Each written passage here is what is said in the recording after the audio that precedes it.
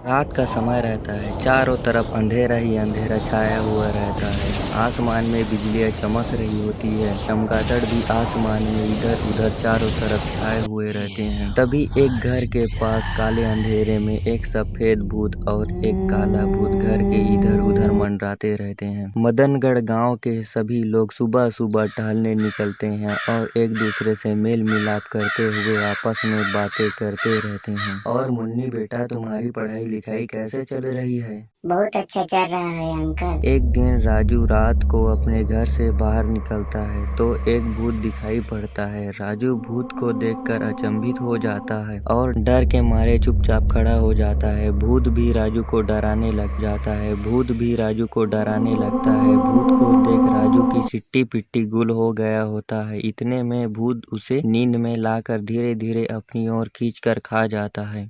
अगले दिन फिर रात को वह भूत एक घर के पास जाता है। वहाँ भूत अपनी शक्ति से उस छोटी सी बच्ची को अपनी ओर खींचते हुए खा जाता है। जैसे ही सुबह होती है तो वह बच्ची नहीं रहती है तो उसके पिता श्यामू परेशान हो जाता है और अपनी बच्ची के गायब होने वाली बात अपनी पत्नी को बताता है कि वो कहाँ चली गई। दोनों परेशान होकर एक दूसरे से बातचीत करते रहते हैं। उसकी पत्नी बोलती है, पता भी नहीं चला कि कहाँ गई। तुमने मेरी बच्ची को कहाँ खो दिया, मैं नहीं जानती। तुम मुझे मेरी बच्ची ला कर दो। अगले दिन एक घर के आंगन में पिता और बच्ची सोते रहते हैं। वहाँ भूत आता है और बच्ची को भी खा जाता है। फिर जब सुबह होता है तो फिर दोनों पति पत्नी में बहस होने लगता है कि हमारी बच्ची कहाँ चली गई। पवन बोलता है कि मेरी बच्ची मेरे ही बगल में सोई थी, लेकिन पता नहीं क्या हुआ कि वह सुबह नहीं थी। इसमें मेरी कोई गलती नहीं है। पत्नी एकदम से नाराज होकर बोलती है कि मुझे मेरी बच्ची चाहिए। एक दिन पप्पू अपनी बच्ची सोना के साथ आंगन में सोता रहता है। तभी वहाँ भूत आता है और उसकी बच्ची को खा जाता है। कौवा देखते रहता है।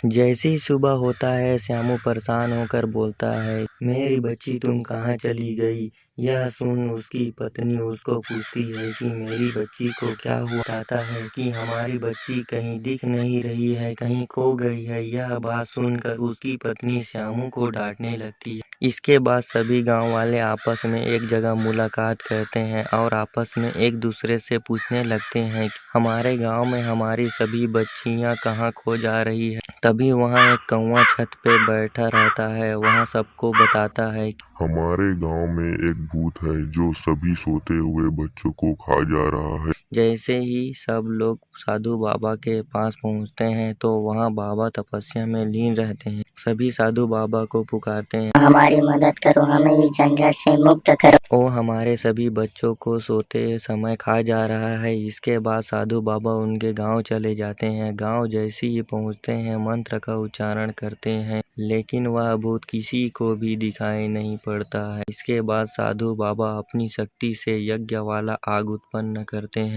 आग जैसे ही उत्पन्न होता है साधु बाबा लगातार मंत्र का उच्चारण करते रहते हैं और जैसे ही दिव्य शक्ति का प्रयोग करते हैं तो वह भूत उनके सामने दिखाई पड़ता है। दिव्य शक्ति के प्रयोग से भूत लाचार हो गया होता है। साधु बाबा भूत से पूछते हैं कि तुम गांव वालों को क्यों परेशान कर रहे हो। तब बताता है कि मैं पहले एक नावक था, सबको नाव की सवारी कराता था और अपनी जिंदगी हंसी खुशी व्यतीत करता था। किसी का भी कुछ नहीं बिगाड़ा था। लेकिन एक दिन गांव का आदमी मुझे पीछे से चाकू मार कर मेरी हत्या कर देता है। मैं तो मर गया था और मैं भूत बन गया। इसके बाद साधु बाबा अपनी दिव्य शक्ति का प्रयोग करते हैं और भूत को आग लग जाता है और वह जलकर भस्म हो जाता है।